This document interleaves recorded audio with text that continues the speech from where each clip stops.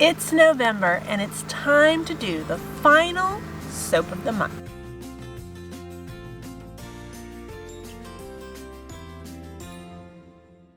Hey friends, it's Barbara Sue from Kowalski Mountain and welcome back to the homestead.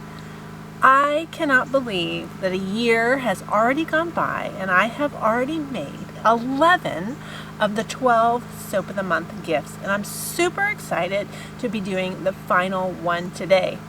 Now I'm super late. It's been a crazy month and this should have been done about 2 weeks ago. I am so far behind. I'm ready, so let's go ahead and make some soap. Now, as always, the soap of the month, I try to create a soap that is significant for the month. And this month is no different. Now, this month's special ingredients is pumpkin. Now, I have a little secret. It's actually butternut squash. But I'm going to be using it as pumpkin, and I'm going to call it pumpkin soap because butternut squash soap just doesn't roll off the tongue the same way. But I can serve this in a recipe or at the table and no one's the wiser. So today it will be fine. Now another thing I'm doing different in today's soap is I've changed up my recipe. So fingers crossed it actually worked. But this is lard that I rendered from our pig. So this is going to be the first time that I'm going to be using my own rendered lard in a soap recipe.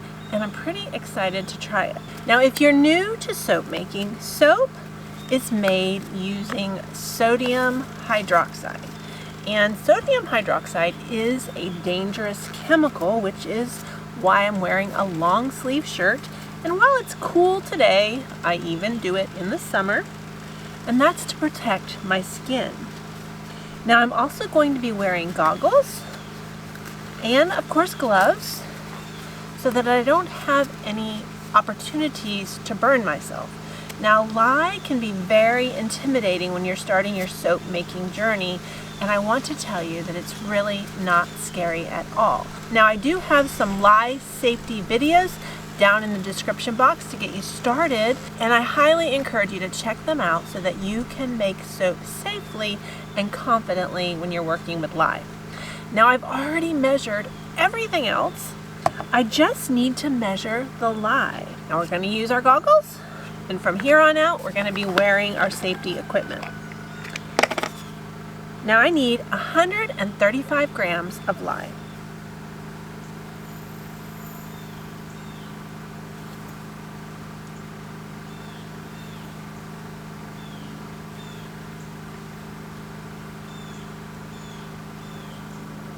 Now the next thing I want to do before we get started is to get my fragrance ready. Now I've already measured out my essential oils, and for today's recipe I have a blend of vanilla, cedarwood, and cinnamon, which I really wanted something different, but I didn't have any more fall-like essential oils on hand, and I wanted to use what I had.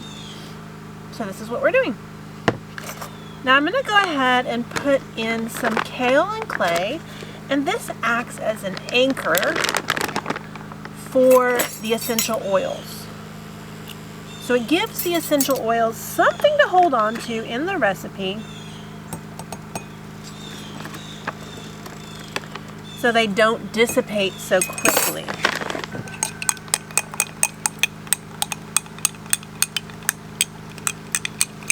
Stir this up.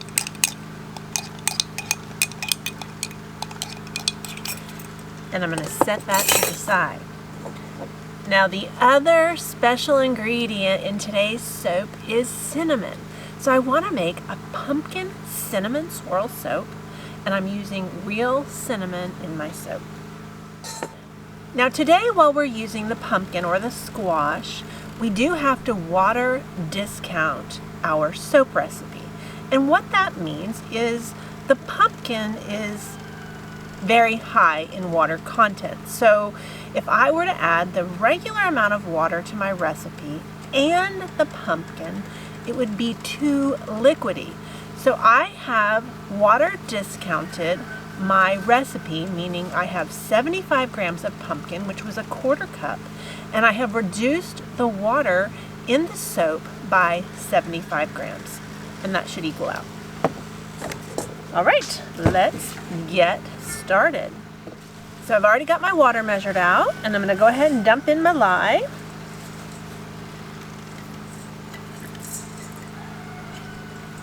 And since it's water, I'm not worried about it burning anything in here. You know, I normally put my lye in little bit, but this is just water, so there's nothing to burn in the recipe. And I just want to stir this until the lye is completely dissolved. Now this is an important step that you don't want to skip. When we're making soap, through the magic of saponification, the lye and the oils become a new chemical. They become soap.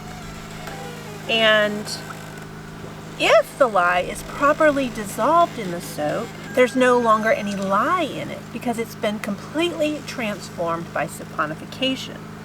Now, if we aren't careful and we leave undissolved particles of lye in our recipe, that can burn the person who's using the soap. And so we just want to make sure.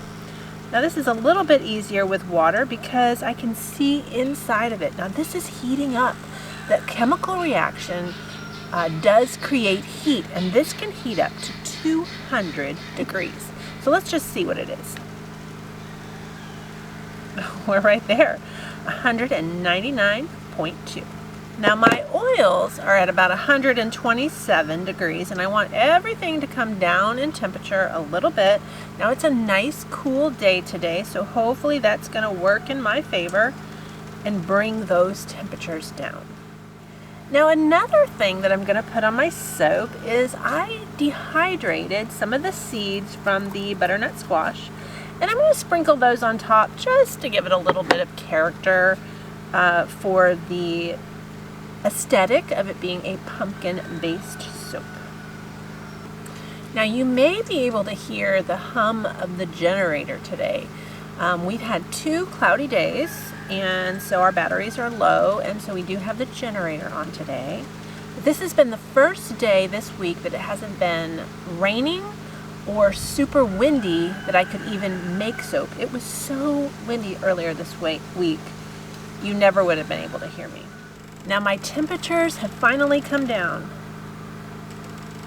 So my lye solution is 114, and my oil is at 111, and that's great. Now I'm going to go ahead and add the lye solution to the oils.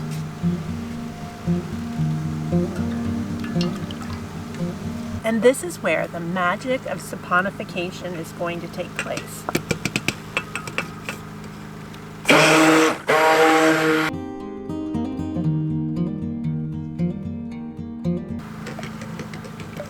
Now the oils and the lye are bonding together and creating a new chemical, which is soap.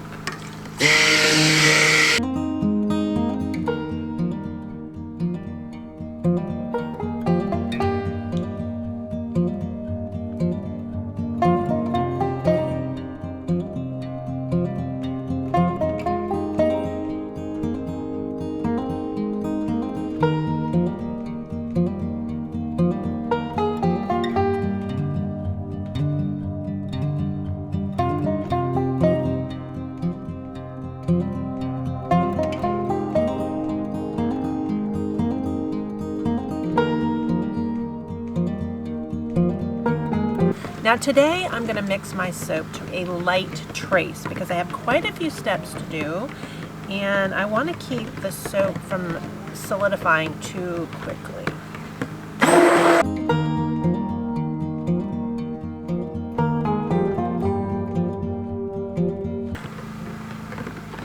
Now trace just means the thickness of the soap, so I'm looking for more like a light pancake batter. Not too thick. We're getting close to that.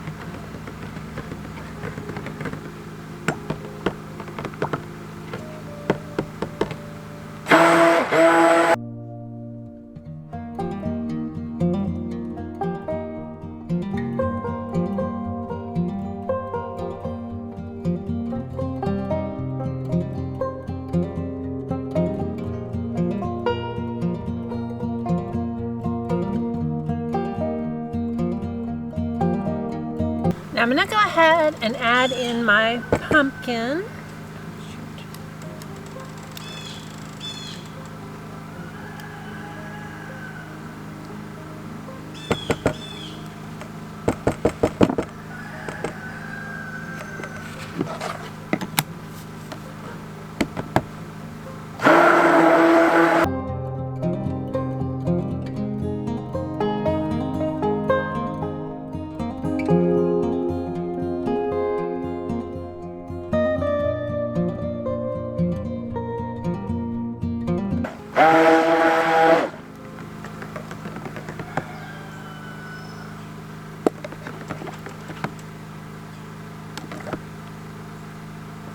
Okay, so I think we're there.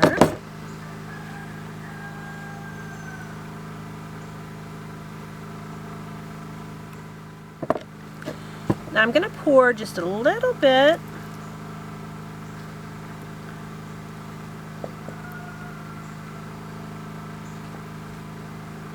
Maybe a little bit more than that.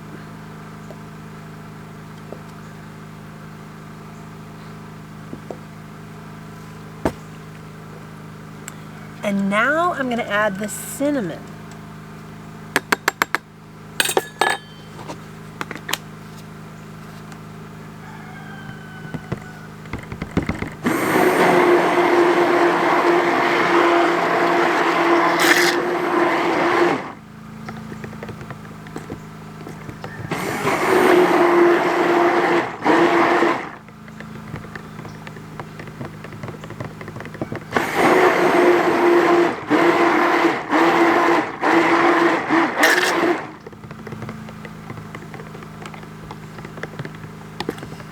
That came out very chocolatey looking. Much more than I expected. All right. Now we're going to go ahead and I'm going to swirl this in.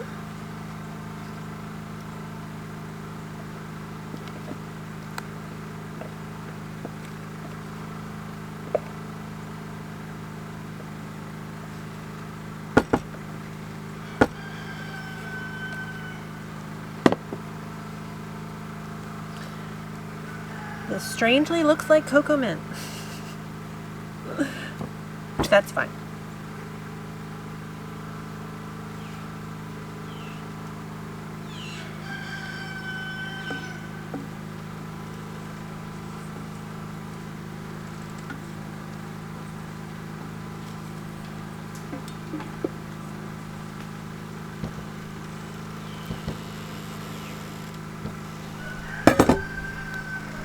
Get the bubbles out. Oh.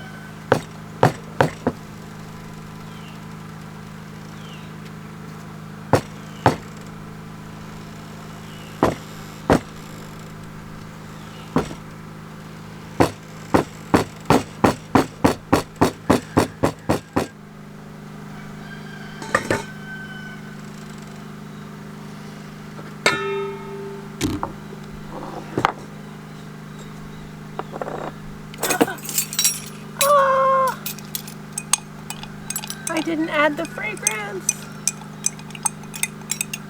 Oh no.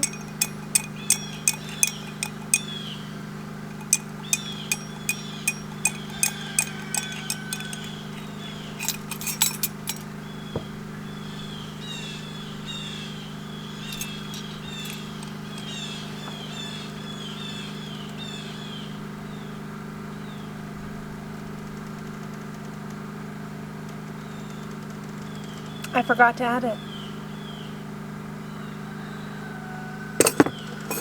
That's partially why this is not setting up.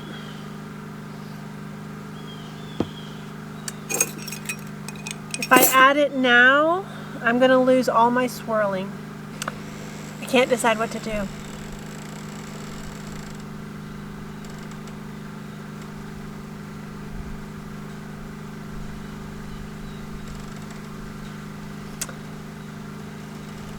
I'll lose the swirling because I have to mix it up really good, so it'll just basically be kind of a brown soap.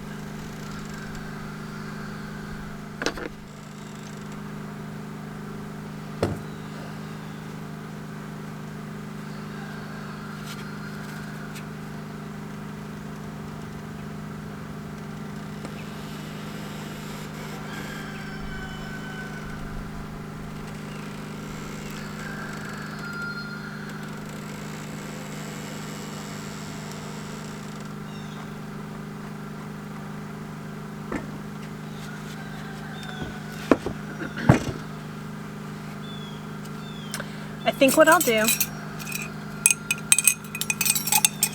is I'll just add the fragrance to part of it. I'll leave the swirl on the bottom, the darker on the color on the top.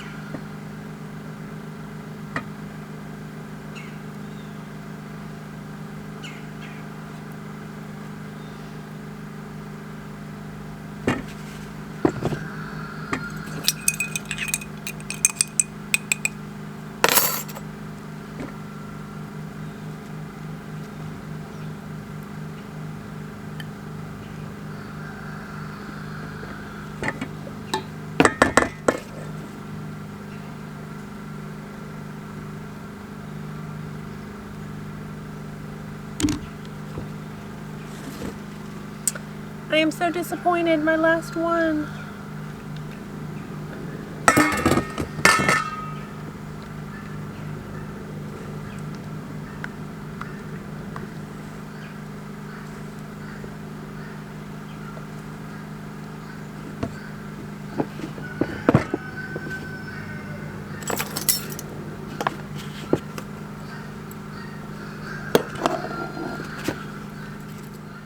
Hey friends, it is time to cut this soap.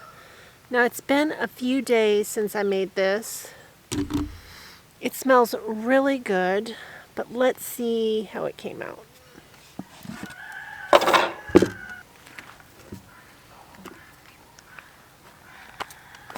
Oh! Wow! I have to say that this is one of the coolest looking soaps I've made. And who would have believed that I made such a big mistake when I was making it? But this looks so cool. Let's cut it.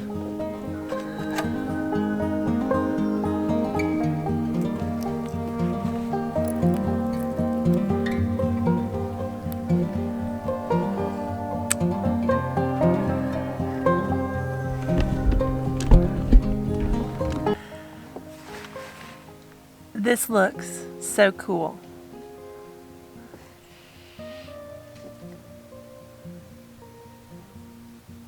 Yay, I was so worried.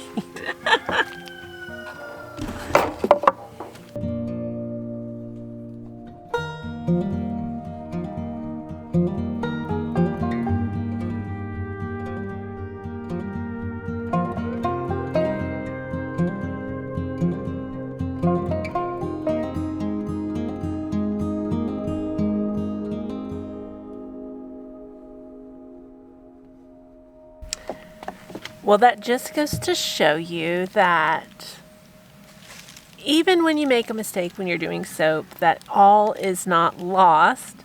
This actually came out super cool.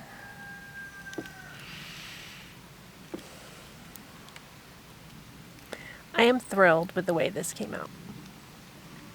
Well, friends, that is the very last soap of the Soap of the Month Club.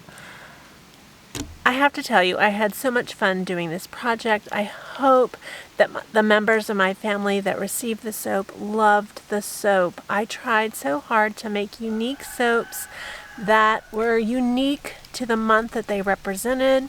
And I had a lot of fun experimenting with materials that I never would have tried otherwise. It was a super successful year for me as a soap maker, broadening my soap making capabilities, and I had a lot of cool things that I tried. As always, friends, I really appreciate you watching, especially to the very end. If you haven't hit that subscribe button yet, hit that button. We'd love you to be a part of the Kowalski Mountain family. Thanks so much. I'll see you next time.